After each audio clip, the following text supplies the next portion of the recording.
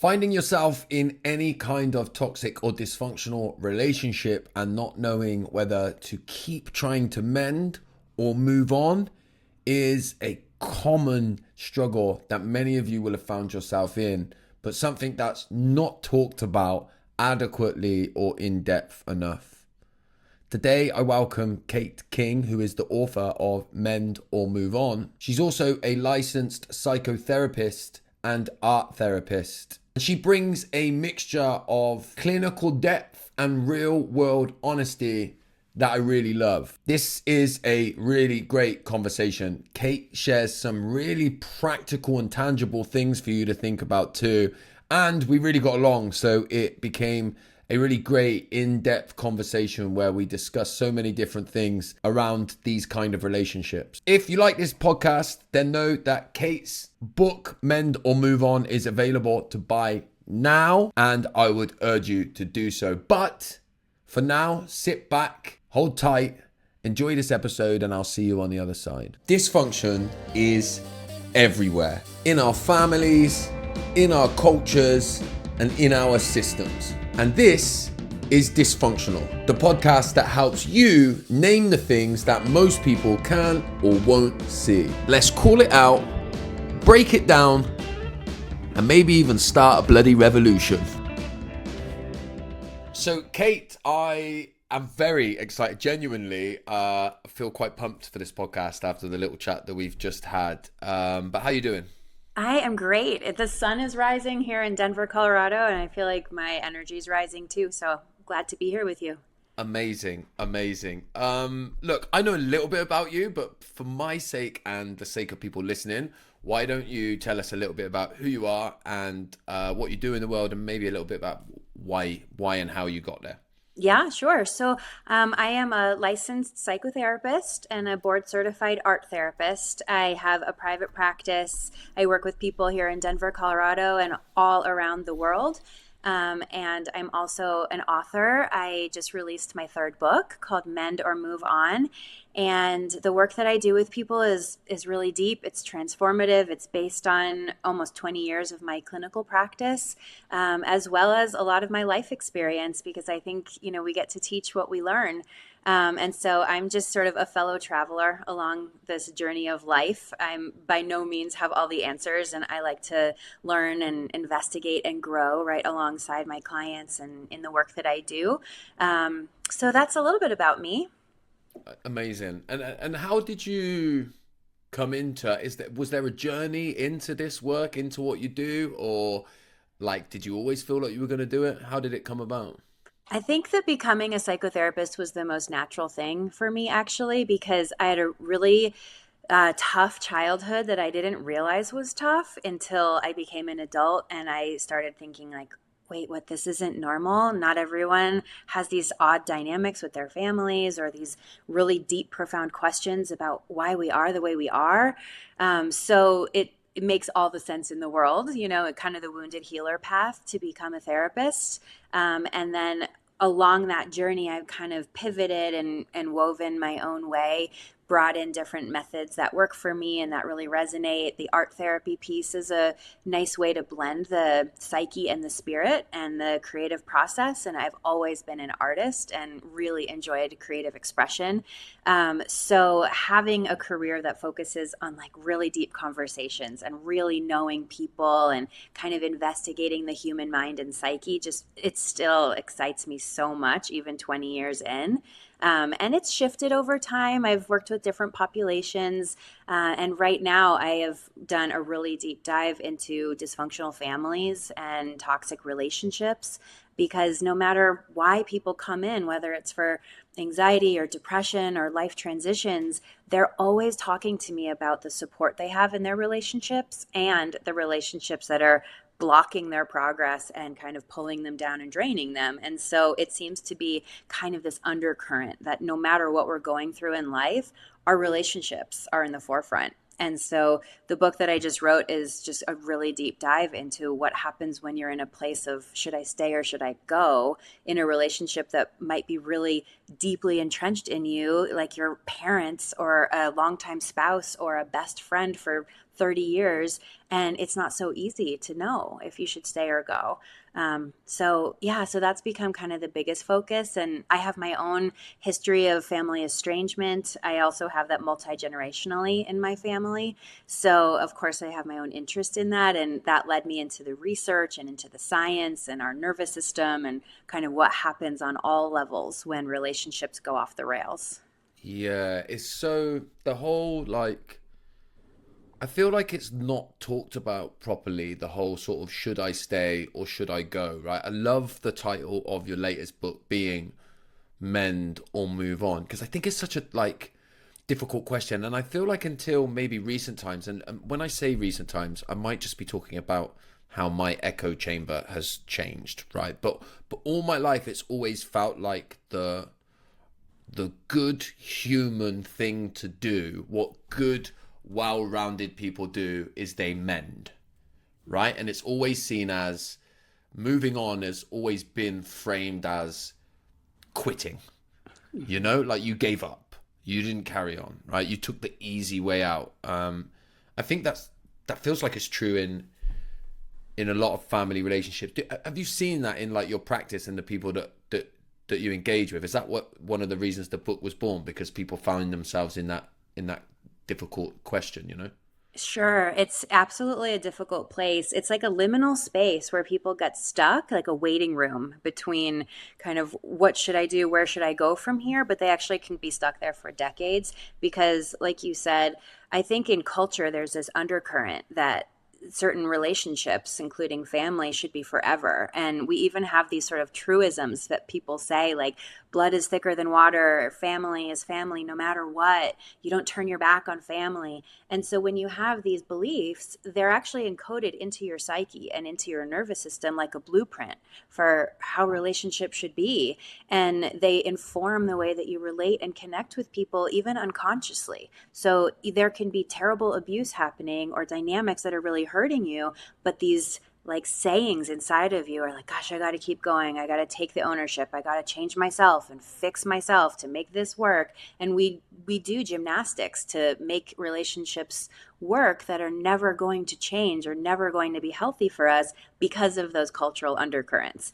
And I think you're not living in your own echo chamber. I think there's actually a really big movement going on right now where people are saying, I don't think this feels right. There has to be another way. Taking on this suffering and living on this level of dysregulation all the time can't be the answer. And so now there are more honest conversations being had, and there are books being written like yours and like mine, where people say, I think there's got to be a different way than this. And sometimes what that actually means is moving on from a relationship that you would never want to. Some of these relationships, they're core to our being. And I wouldn't wish this on anyone to have to cut ties with family or close friend or a really deep relationship that's meaningful for them.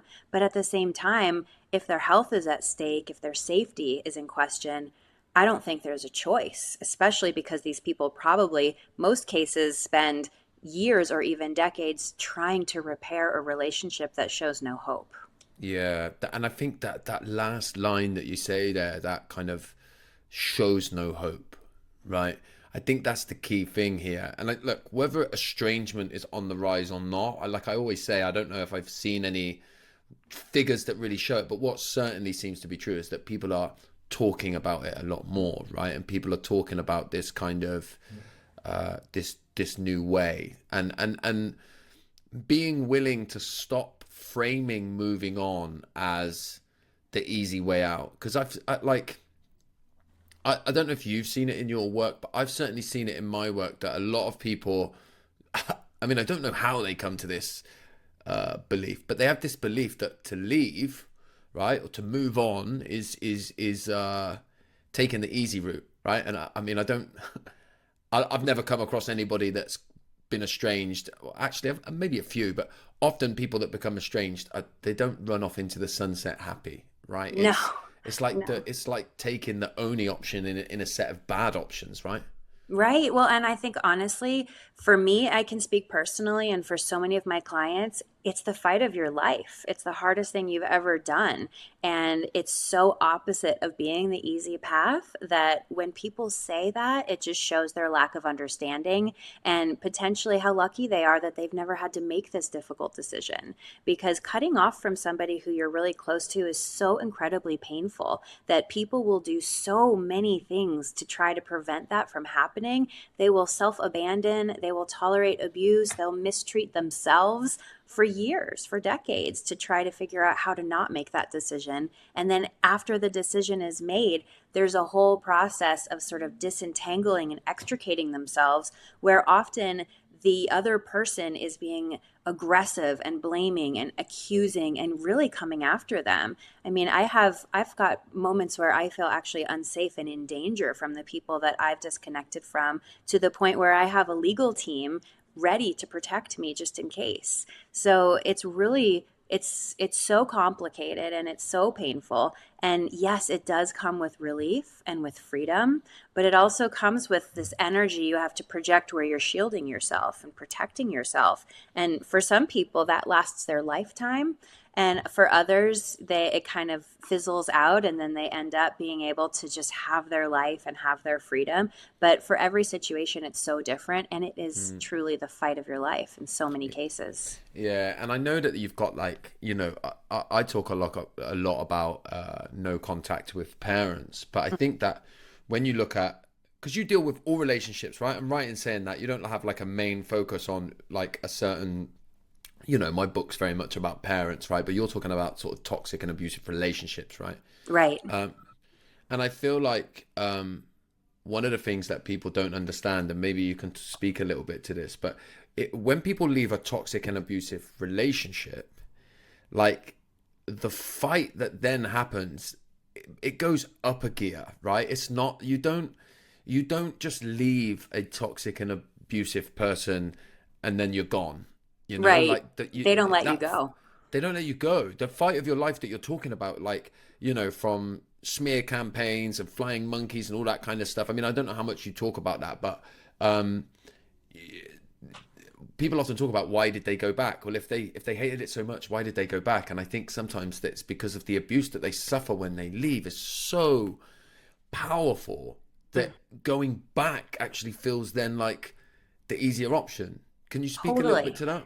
Yes, totally. Yeah, the pressure is immense to not only stay in the dysfunctional relationship, but also not to talk about it, not to share the secrets of how you're really being treated inside of the relationship, because there's nothing that a toxic or unhealthy person hates more than for the public image of them to reveal how truly dysfunctional they are, because often they put so much effort into a facade, an external, representation of themselves and the relationship as being really idealistic and really beautiful and perfect, when on the inside it feels almost opposite to that, and sometimes to an extreme sense. And so when you see people vacillating between leaving and then coming back and feeling strong and empowered and then feeling powerless and collapsed, that just indicates part of the pathology of what's going on in the relationship and truly how damaging it is. Because if it were a healthy relationship, then everyone involved would want what is in the highest good for everyone else. They would have the love to say, if this isn't working for you, then we can close this loop. And I wish you the best and I send you off on your way. And that's how healthy relationships end. And I know so many different marriages, even that have ended that way, where they're amicable and they can still attend holidays together and they can speak kindly about each other. But if you're not able to do that, if it feels like someone has their claws in you and they're not letting you go, and you're saying, this hurts me, I want freedom, I need change, and they're saying, no, you have to stay, you can't have that. That in itself is so toxic and so unhealthy that if that was all the information I had about someone, I would be able to diagnose the relationship as pathological. Wow, that's really like insightful. That so if the person is like, no, you must stay, and yeah, it's such a clear sign. It's such It a clear is. sign. Right, because ultimately, if it's healthy love, then you should want what's best for the other person, even if that means losing them, right? There's been poems and myths and stories from ages ago that say, if you love someone, let them free. And if they choose you, then beautiful. And if they don't choose you, then wish them well. That's old wisdom and it still applies. But with our modern society, there's been this entanglement where people say, if you really care about me, then you'll fight for me, or you won't leave, you'll stay and you'll try harder and you'll do everything it takes to make this work. But that's based on such fallacy. We shouldn't have to fight against abuse and damage. We shouldn't have to fight against our own nervous system for something that feels so wrong to us. Yeah, that last bit, the kind of fight against yourself, that's really big, right? You shouldn't have to constantly fight against yourself in any relationship, right? Right? Is there like, do you have, I don't know, some ideas of traits or like symptoms, is that the right word? Of like, if somebody's listening to this and they're like, oh, I don't know if I'm in a toxic relationship, like Mm-hmm. what would you say to them? Do you have points to look for? Yeah, I have 3 points to keep it simple. So, as you know, because you have a social media world, these words like toxic, they're really overused. And so sometimes Mm, they can be used as a blanket statement for a relationship that's just not working or just kind of annoying or frustrating. That's not necessarily a toxic relationship. So, I like to say that not all bad relationships are toxic, but mm-hmm. all toxic relationships are bad. Right. So Yeah. if you are feeling, there's the three signs of a truly toxic relationship is first, the toxic kind of dynamic, it's not a one-time deal. It doesn't happen here or there. It's consistent and persistent. It's always there. It's all the time. You can't escape it. And maybe you struggle to even think of times where it doesn't feel toxic. So Mm-hmm. that would be one indicator. The second would be it's truly harmful for you. You have to recover after you're with this person. Your nervous system feels like a mess. You call your therapist right away and you're like, I got to see you right now.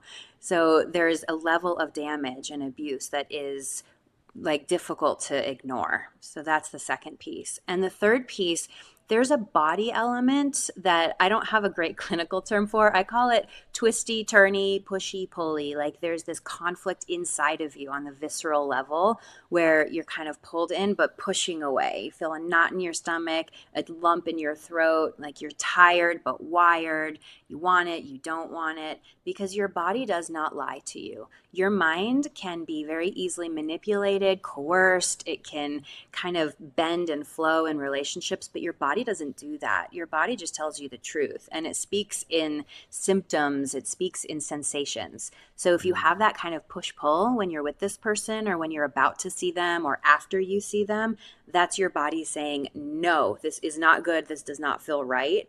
And if you've had that perpetually for a long time, it'll be at the nervous system level where it's like difficult to come down or you lose sleep over it or you can't stop sleeping. You feel like completely high or low. That's your nervous system seeking regulation and telling you that this relationship is setting it off the rails. That's interesting about the nervous system stuff because there's so much out there at the moment that's talking about learning to regulate the nervous system, right? So, can it be confusing for people to be in a toxic relationship that's sending their nervous system crazy and then they're engaging with content that's trying to help them regulate their nervous system? Totally. Like, you're not going to be able to regulate your nervous system if you're in a perpetual relationship that's unsafe because your nervous system's only job is to keep you safe. It scans your environment 4 times every second, trying to discern if you're safe or not. And so, if you're in constant contact with someone who, on some level, is unsafe and is giving your nervous system signals of danger, regulation isn't on the table. And that's why Wow. people who are in really dysfunctional relationships long term can manifest all kinds of physical illnesses and diseases, mental health diseases and illnesses, all types of things because your nervous system is like firing on all cylinders and there's no rest and it burns out. It's not sustainable. So, no matter what happens, you can ignore it, you can shove it under the rug, but your nervous system will never stop loving you and working to protect you. And even if it goes down on its last breath trying to protect you, but we don't want that for our nervous system. We want to listen when there are little whispers of danger so that we can say, I hear you. You don't have to get inflamed. right? So sometimes the goal isn't necessarily regulating the nervous system, but listening to the dysregulation and then making your decisions before things get worse. Yeah, so we need to listen. I think people need to listen a lot more to their bodies, right?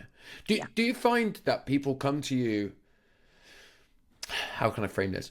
Do people come to you initially with another problem and then work towards realizing that it's the relationship stuff, or do people come to you with the relationship stuff and work back there, or is it sort of changed over the years now that your focus is here? But originally, were people coming to you for other stuff and then you were being led there? It happens in both ways. I think now that I am a little more vocal on this topic, people are coming to me for this topic, and they tend to be people who have a lot of awareness and who have gone through these relationships for a long time, and they're really at this mend or move on point, and they're like, I don't know what to do, but I know I need help. And so I see a lot of that, but often it's the former. Sometimes people will come to me saying they hate their job or they're miserable in this major depressive disorder that won't alleviate. And then as we dig into it, it's like, well, you're miserable in your relationships, or every time you see your family and you see your family once a week, of course you're depressed, right? So I think it's very intermingled, and we have to always remember that we're holistic beings. So everything is interconnected. Our relationships and our emotions and our physical health and our mental health, it's all balled up into the one being that you are. And so that's part of what I love about my job, actually, is I help people to see their one little symptom as being connected to their greater whole, and then we get to just find alignment for them. And I sometimes love. that does mean talking about these bad relationships. Yeah, that's so like I see that a lot, like needing to find alignment. When I look at I mean, I started public speaking over 10 years ago, right? And one thing that I noticed is that a lot of people that would come onto the speaking circuit, you would have a group of people that would be like, oh, I suffer from X, Y, or Z. It might be some kind of addiction or some kind of, I don't know, struggle in some way. And they'll be like talking about how it doesn't have to have anything to do with trauma, because they'll be like, I never experienced any trauma in my life. My life was so great. And here I am with my addiction. And then a couple of years later, I would see the same person on the speaking circuit and they'll be talking about an incredibly huge trauma that happened in their childhood. But like the ways that we trick and deceive ourselves, I saw some, talk about my own experience. I saw some terrible things when I was a kid. Um, but I mean, I got sober in 2012 and started working on myself. But at the beginning of that, if you'd have said to me, what was your childhood like? I would have said, no, my childhood was like perfect. There was no obvious trauma in my childhood. Is that like a common thing that you see, that you have to like gently help people to see their life a bit clearer? I think in some cases, yes, because our psyche and our nervous system will protect us from things that we're not ready to hold space for, we don't have capacity for. And so that's why a lot of times people who have endured major trauma, they don't have a lot of memories of their childhood or of a certain experience or relationship, even in adulthood. If you say, like, tell me about that relationship, what happened? And they're like, I honestly don't remember a lot about it. That's your body protecting you because something is so intolerable that your nervous system fears it would completely set you off in your life if you knew. And so when people do heal, whether they give up their addiction, they start doing their inner work, sometimes memories can trickle back up to the surface, and new awareness, especially if it's in the addiction realm. The whole point of substance use is to sort of put a gloss or a numb kind of exterior so you don't have to feel things. That is the core of how substances essentially serve people who are using them to that degree, is they're numbing them in protection. So when you remove that numbing agent, it lifts a veil so that you can see things so much more clearly, and suddenly you're like, whoa, how did I not see this before? But it might have been really obvious to everyone else, right? You just couldn't see it through your perception because you weren't ready to. And that's how trauma healing works too. Even without any substance use or addiction, people can as they kind of uncover things, they grow their threshold and their tolerance for being able to see the truth at a deeper level.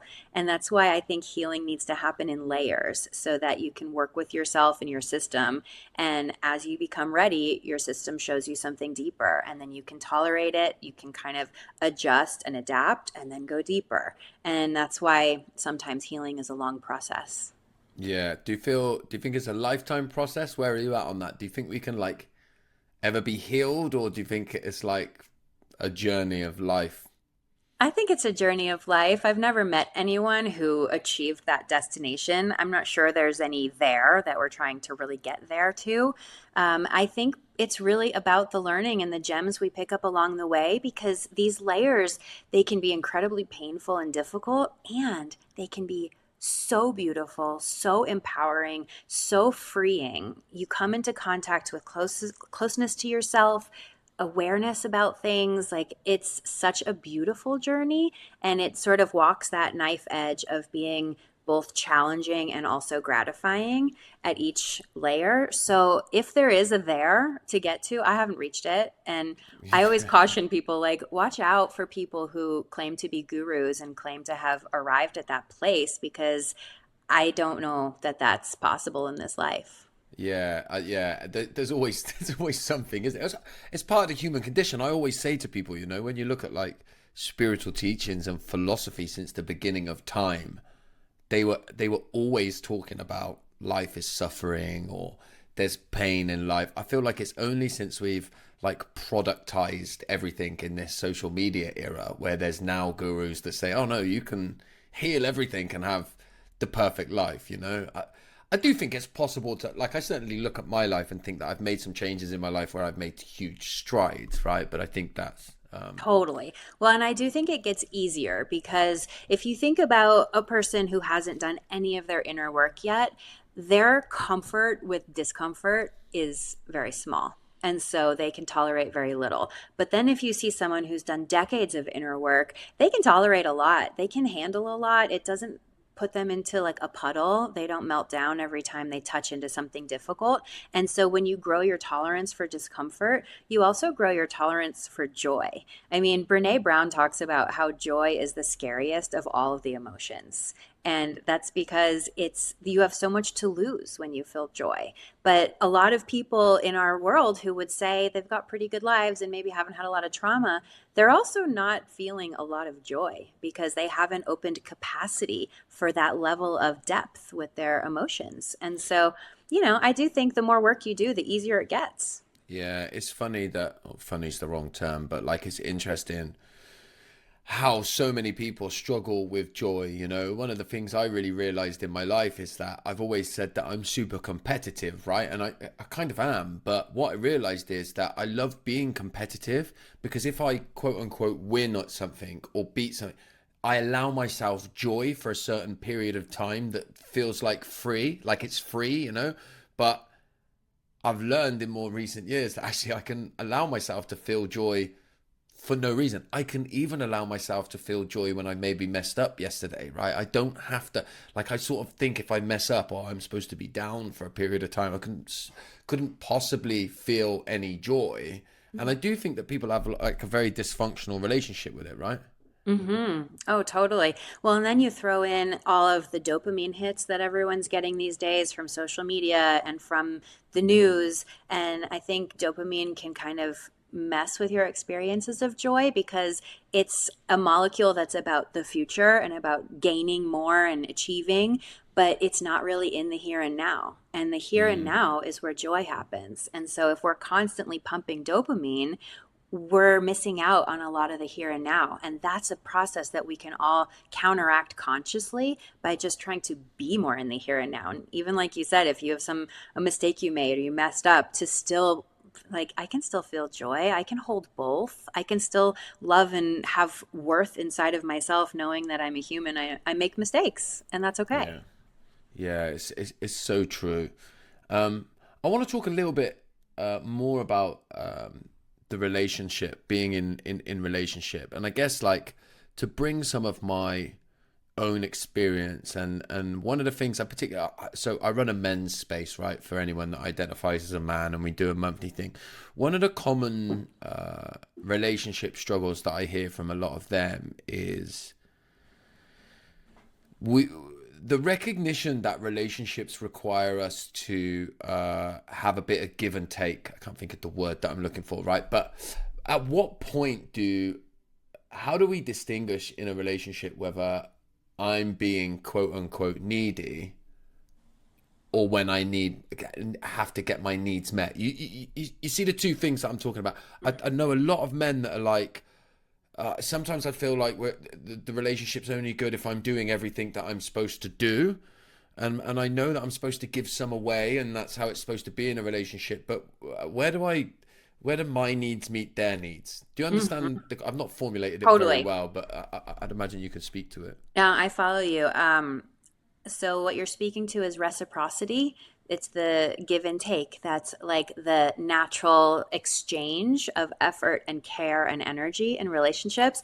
I actually have a section in my book about this. It's like how needy is too needy, and is it okay to have needs, and what's the difference between being needy and having needs. And something that I always remember is you're only as needy as your unmet needs. Like if your Oh, needs were met, you wouldn't be grasping for them and chasing for them. So if you find yourself grasping and chasing, that doesn't necessarily indicate that the relationship is toxic or that there's a problem there, but it does indicate that something is a little offline with you getting your needs met.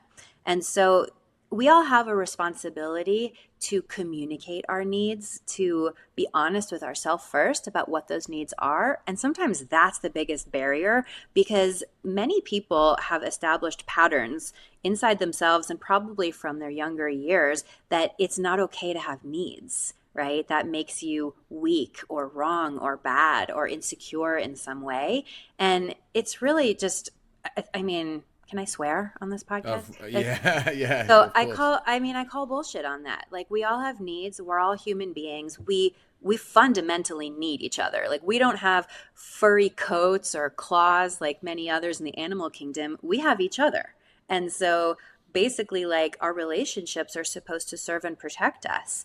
And if we can't be honest with ourselves that we have needs, then how are we ever going to communicate that to other people? And then how are they ever going to meet them if they don't know what they are?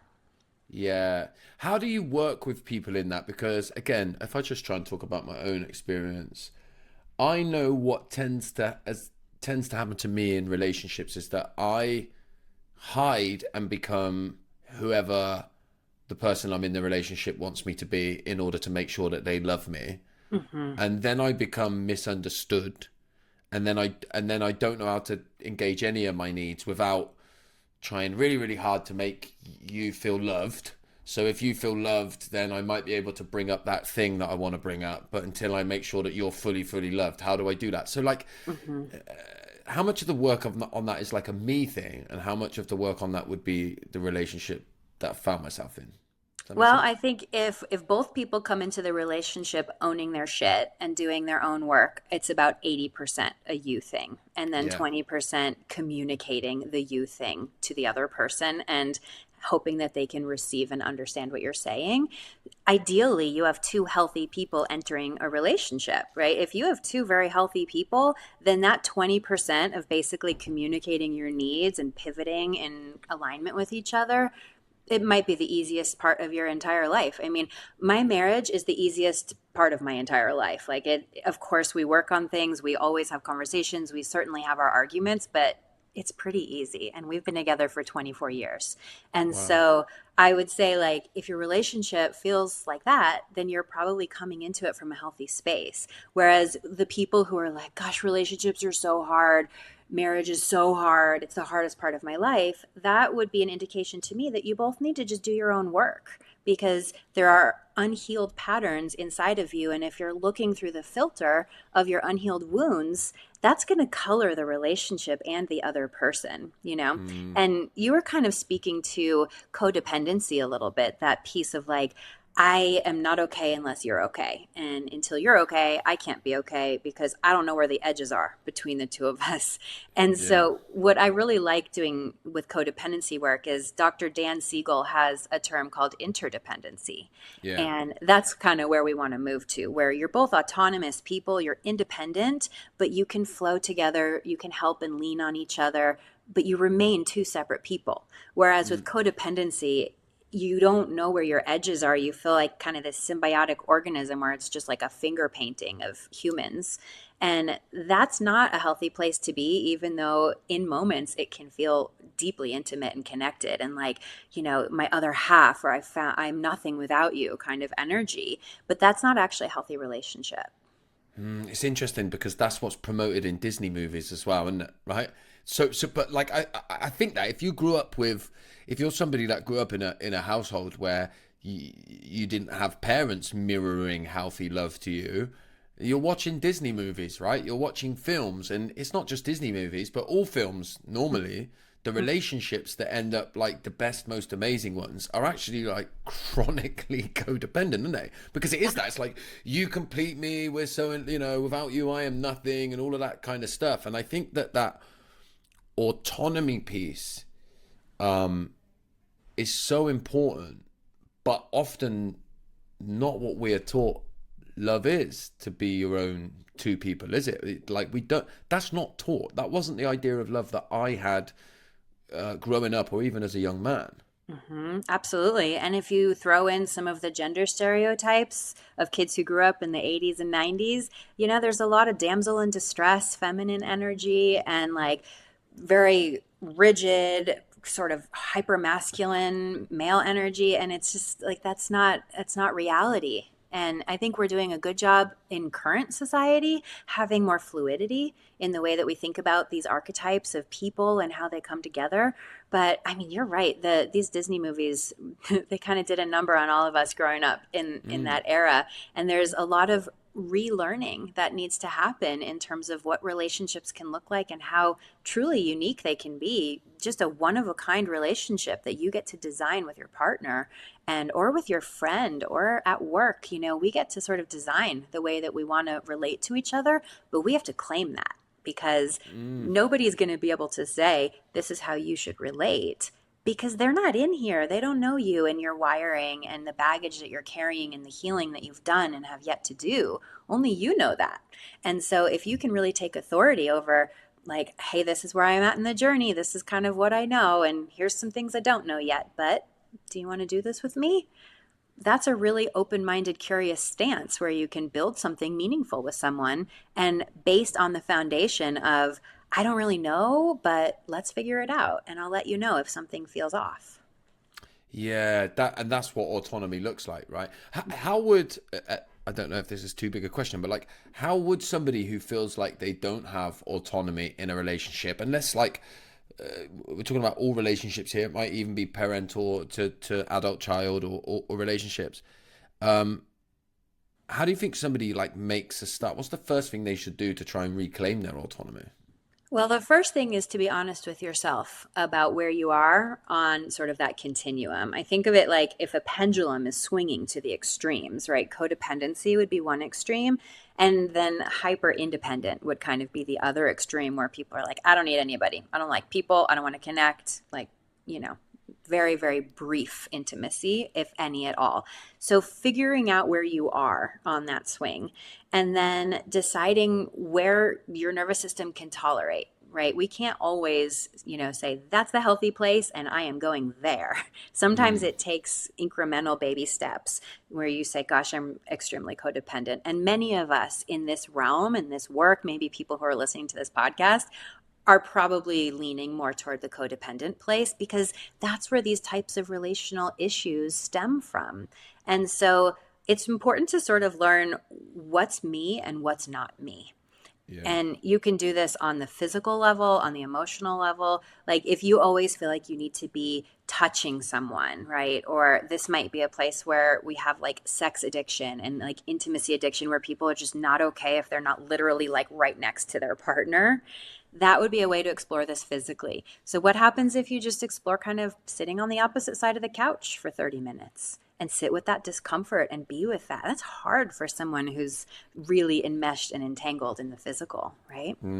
Yeah.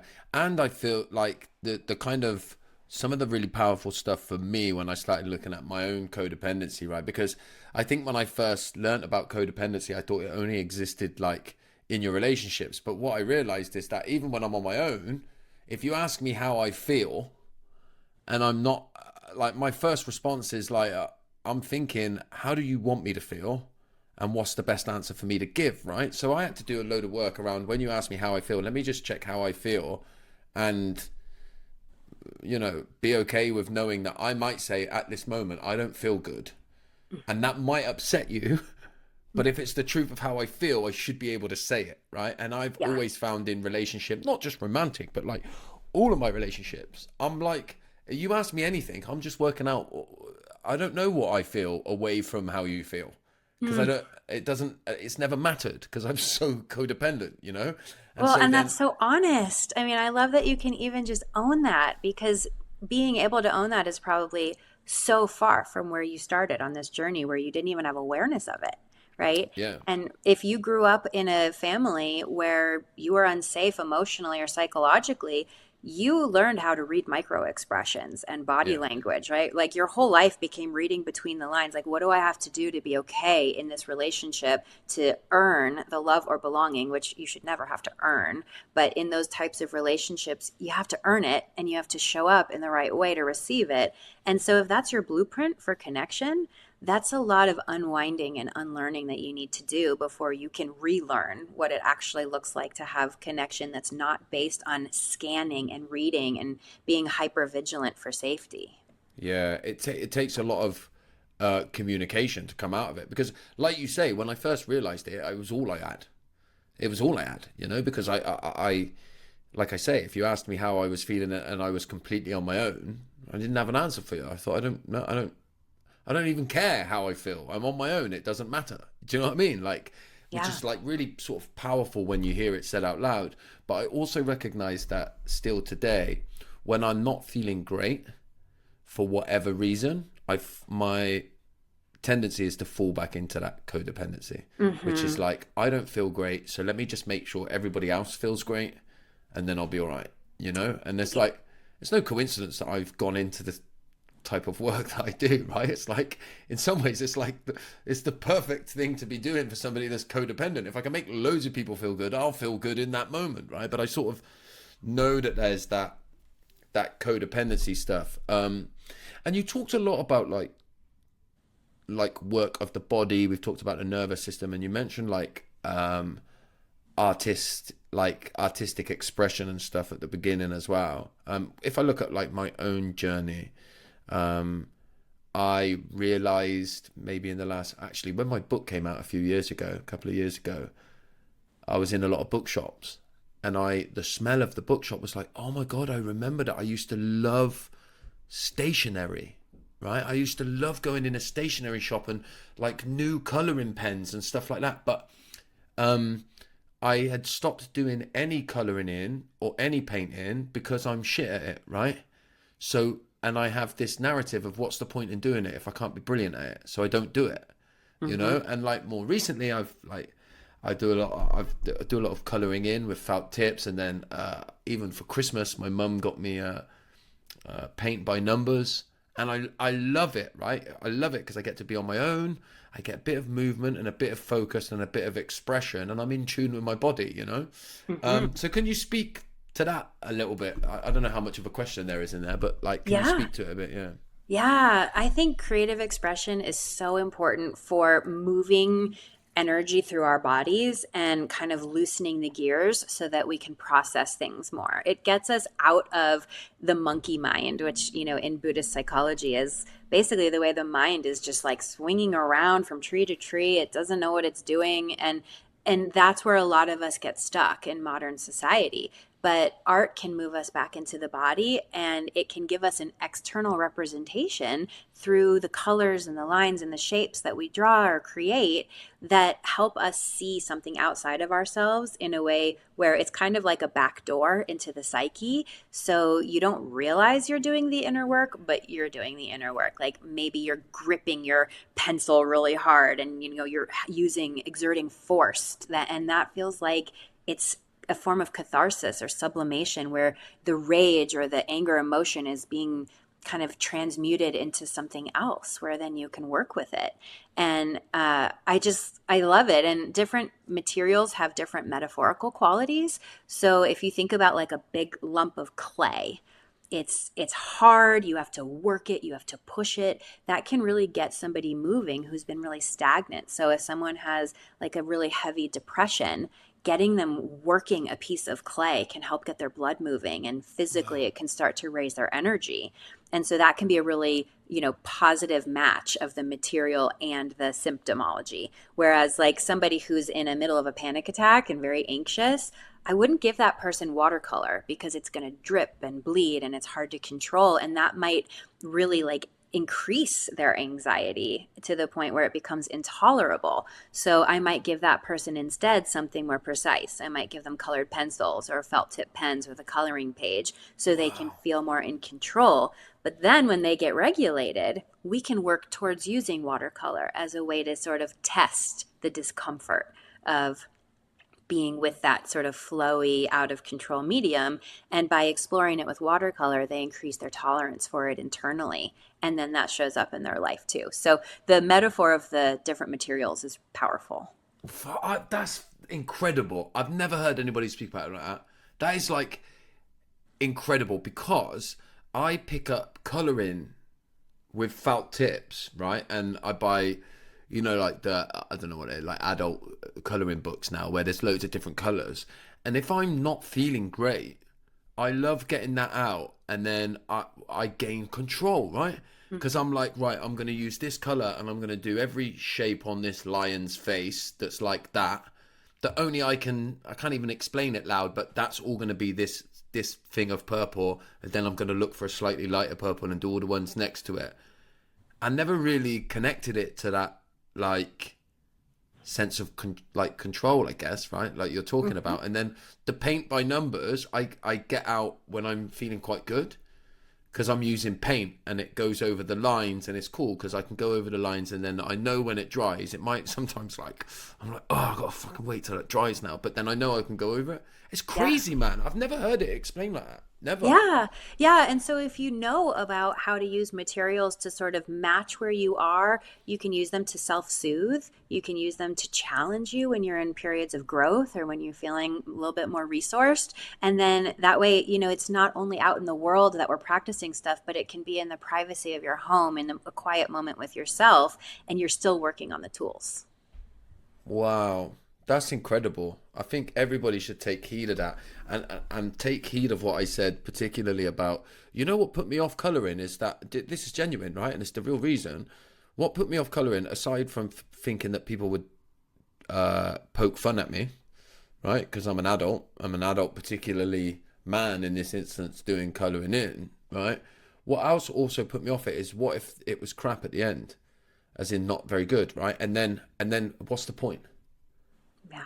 You Well, see, there is a there's a point. learning there. There's a learning, isn't it? Right before Yeah. you say the point, there's a learning here, even there, that like, oh, I don't like to do stuff unless I know I can be the best at it or really Yes. really good at it. And what use is it if it's not giving me the joy of being really good at it? Right. You know? And so many people, if they're not going to be masterful at it, they don't want to do it at all because it makes them feel badly about themselves, and it plants insecurity inside of them, or low self-worth, right? Why do it if I'm not a master? But in art therapy, we always say it's about the process, not the product. Right. And Yeah. that's similar to like the saying about life, it's a journey, not a destination, right? But like that's true when it comes to art. And you wouldn't believe how many people come into my practice and they're like, I can't even draw a stick figure. My kindergarten teacher told me I was bad at drawing and I haven't drawn since. And now I'm 50 and I'm here and I've tried everything else. So I might as well try this. And I'm like, you wouldn't believe how expressive a stick figure can be. Don't judge your stick figure. I want to see that stick figure. right? And sometimes it's not even about what you draw, it's about what it does for your body. And so if someone comes in and they're really perfectionistic and anxious about the product, I have them switch to the non dominant hand. And that way, the pressure's off. You're not expected to do anything perfect with your non dominant hand. Mm. Or I'll have them do something upside down so that the pressure's off. It's upside down. It doesn't have to look right. It's just about putting something out there and moving that energy. And then I could say, gosh, did you realize that you used only shades of blue in this image? What does blue mean to you? How does that feel as you look at it? And then suddenly we're not talking about the final product and whether we want to frame it. We're talking about blue and how that resonates on an emotional level or how that connects to a memory for them. And then we're really in deep. It's mad, isn't it? Because the only so we get introduced to art in terms of like art of painting and expression through drawing and that kind of stuff. Like in early days at school, you get to do it for fun, but then art becomes a lesson. And the only thing I had, the only introduction I had into art as like a teenager was that I'm shit at it Mm. because I was shit in art class, right? Like I wasn't good at it. And it's all about, well, you ain't going to get a grade in art, so don't do it. That's Right. so damaging, really, isn't it? When you look at It it in is. like the way that we've just talked about, that like my only experience of art was that I'm not good enough to get a good grade in it, so I should turn my back on it, which is, Right. it shows you how like wrong societal systems are for shit like this, you know? And you wonder, like back when the cave dwellers were putting handprints and using dirt and blood to draw on cave walls, was there right or wrong there, or was it really just about communication and expression and leaving your mark? So how far we've come from that, where people are not brave enough to fail at something new because it's such a threat to their nervous system and to their sense of self. That indicates a culture wide problem. Like this doesn't mean there's something wrong with you. It means that you're plugged into a culture that doesn't value inherent basic expression, and you're right to do that, whether you're attached to the outcome or not. It's incredible to hear it, man. And when I hear stuff like this, my mind sort of races because I've just recently started. I'm doing a big run for charity, right? And I've been training since September. We've got like a proper coach and stuff like that. But I had to start off doing really short distances.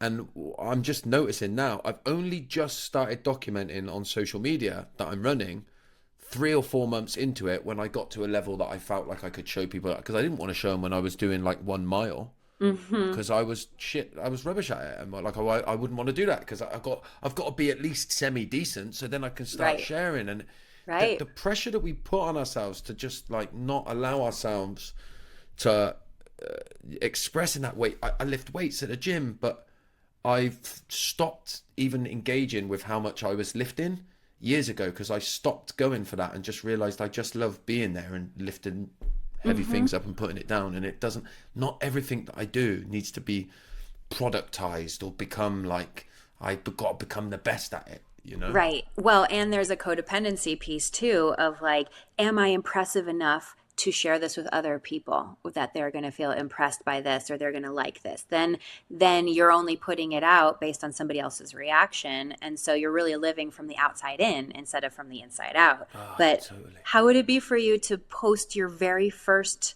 your reel or your post about something that you just did brand new and you really failed at, but you're putting it out there anyway. And you're saying, like, I'm working with my failure. I'm working with trying something new that I'm bad at, and I'm going to put it out here.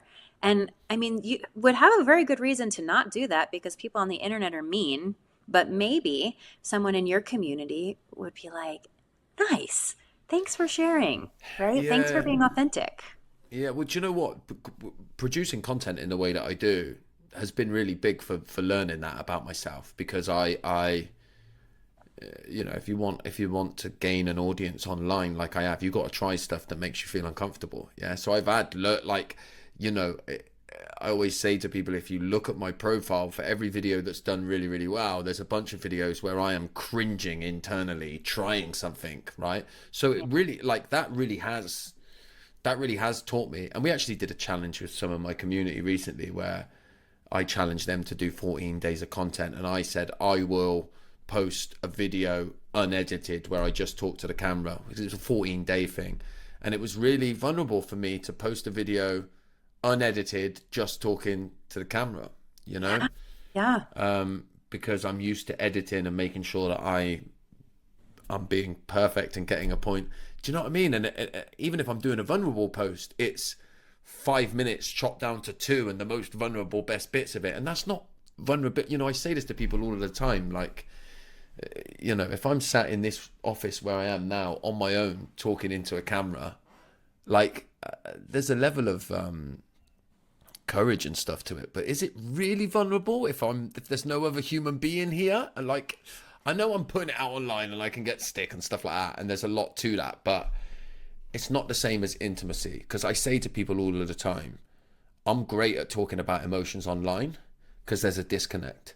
You put me in front of somebody that I love and care about, and I'm trying to have a relationship with, be it friendship, whatever, romantic, whatever, then you'll see me be different. Then I'm less vulnerable. Then I become who I need to be in order to make sure that I'm loved and liked in the relationship, you know? And Sure. so the whole, I'm not necessarily seeking attachment online. When I'm seeking attachment, I'm as dysfunctional as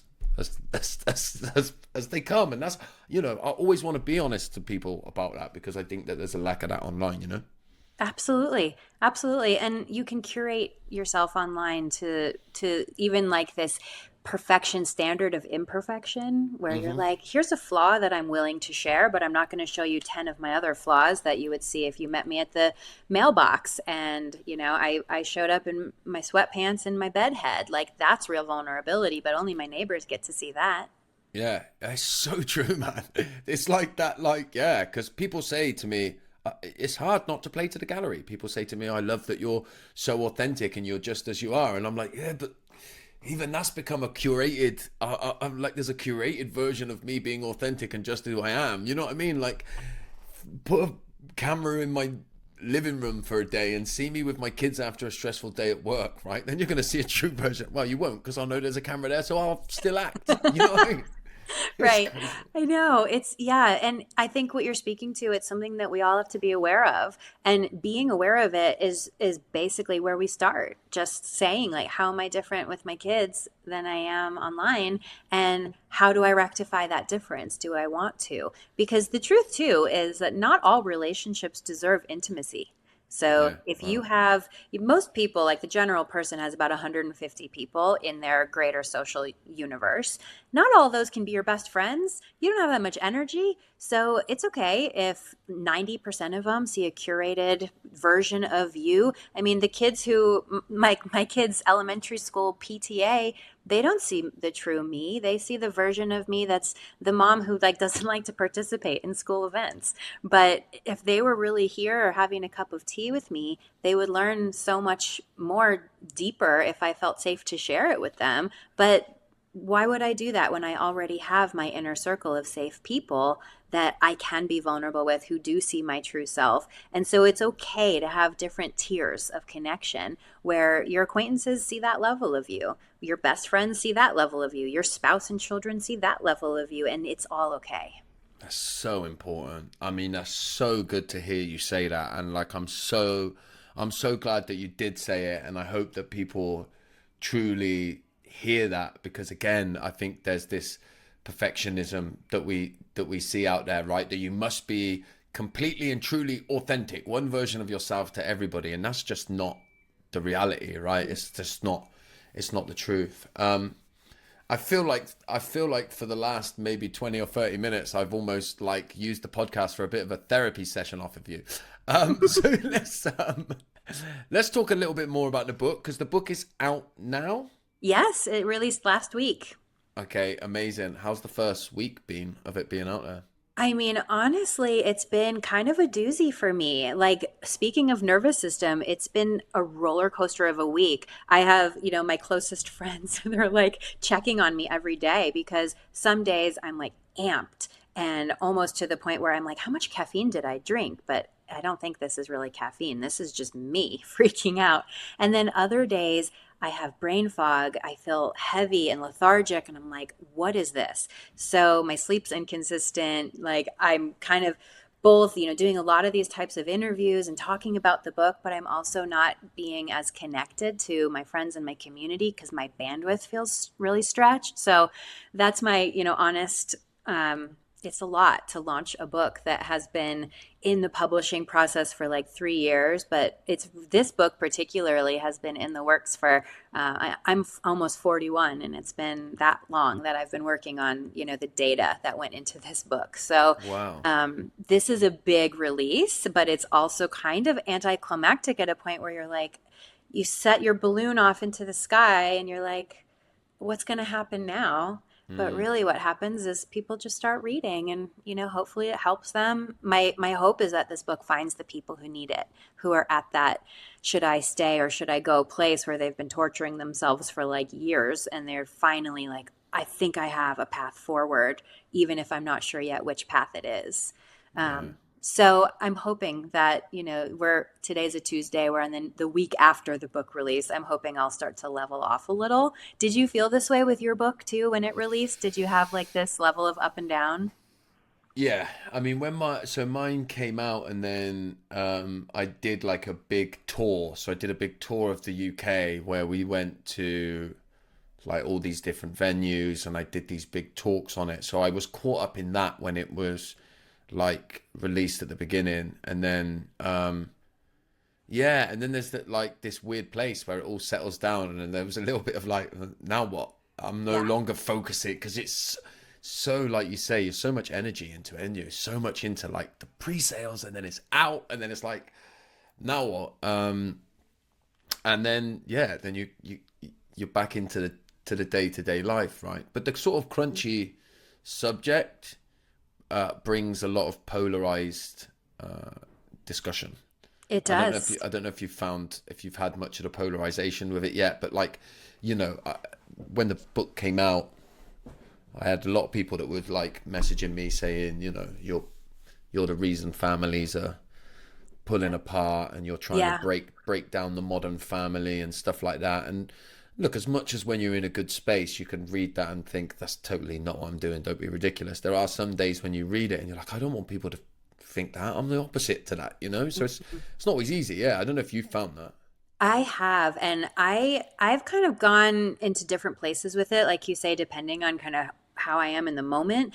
But there have been people who have threatened my therapy license. They're like, "What state do you live in? And I'm going to report you to your licensing board. This is unethical." And I've just learned to not respond. If anyone feels like dangerous on that level, I try to just block them so they don't see the content anymore, and also kind of do the work around surrender that I have no control over what people are going to do. If something like that presents, I guess I'll just handle it if and when it comes. But then I've also had people who are thankful and supportive and gracious and, having beautiful reflections of the work. And so we tend to focus more on the negative because our nervous system is like, this is scary. I need to protect you, but I don't want to do that because there's so much more overwhelmingly positive to focus on that I've tried to sort of put like a golden bubble around all the negative stuff and put it to the side, deal with it if I need to. And if I don't need to deal with it, don't deal with it and focus instead on what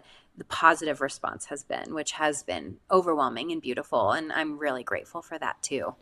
Yeah, there's a huge group of people out there, isn't there, that are yearning for you know somewhere to turn to on this literature, podcasts, or you know content, and I think that's the overwhelming thing that I've found is that like people have found a voice or understood themselves more, and I'm sure that you know you'll get the same with this book, and loads of people that listen to this podcast will listen to this podcast because this is their experience, you know. So Mm-hmm. you're definitely going to be speaking to the choir when this comes out. Where can people get the book? Everywhere. Anywhere you buy books, you can get it from my website too, which is theradiantlifeproject.com, or my publisher, Johns Hopkins University Press. They sell it from their website too. But yeah, it's available now in hardcover and paperback. Hopefully, there will be an audiobook at some point. Right now, there is not, which I don't understand why, like, that's not standard these days, but Yeah, it maybe seems someday. crazy, doesn't it? Yeah, It yeah. does. Yeah. Yeah. So, and also, if people are getting the book and they are running up against questions and stuff, feel free to just contact me through my website at theradiantlifeproject.com. I am very responsive. I like to do the work with you and make sure that you feel comfortable because, like you said, this is a crunchy topic and not always is it so straightforward or so clear. And my book is like a masterclass on this. And so it might feel like a lot of information. And if questions pop up, just let me know. I'm happy to help you work through them. Amazing, yeah. I can't believe I haven't got the book myself. I'm definitely going to get it. I'm Awesome. definitely going to get it and yeah, share it with my community and stuff like that because Thank you. I appreciate that. it's important work you're doing and yeah, look, I've really enjoyed the conversation. I feel like I've learned a lot. I love to bring as much naivety as I can really to like give you the opportunity to share about it. But before I close this down, is there any parting comments that you want to make to people listening? We'll obviously share everything, the links and stuff in the show notes, but I don't know if there's any parting comments you want to share with people. Basically, I just want people to really walk away with my message that you deserve to be treated with kindness, with love, with respect in every relationship, with no exceptions. So no matter how close you are to somebody, no matter how long they've been in your life, if they're treating you in ways that are unkind or cruel or abusive, it's not okay. And you do deserve better. You deserve the best. You deserve to be loved and you deserve to have safety in your relationships. And so if you're listening along and you're thinking of one or two people in your life, you don't have to know yet if you want to mend or move on with them. It's just enough to kind of take a second glance and ask yourself, gosh, what is it about this relationship that's flagging me? And that could actually be the path to greater meaning in that relationship and repair, or it could be a place where you get more free. But either way, I just want everyone to know that love and respect and kindness is the bare minimum of what you deserve. Amazing. It's always so simple in the end, really, isn't it? Yeah. You deserve love and respect. And that's a great way to finish, I think. So listen, thank you very much. I'm very excited to share this with everybody. And I mean this when I say it as well. I hope this isn't the last time we connect. I'd love to stay in touch and I would maybe do some too. stuff together. Yeah. And if you find that from our conversation you want to have like another deep dive in another direction, I'm happy to come on for another conversation too. It's great talking to a like-minded person who's kind of, Totally. in the same world. So thank you for having me on your show. Thank you. Thanks, Kate. Take care. I did tell you it would be dysfunctional. So thank you for sticking around till the end here. And if you have enjoyed this podcast, then please help me to grow Dysfunctional by sharing with your friends on social media. You can find me at Josh_FFW.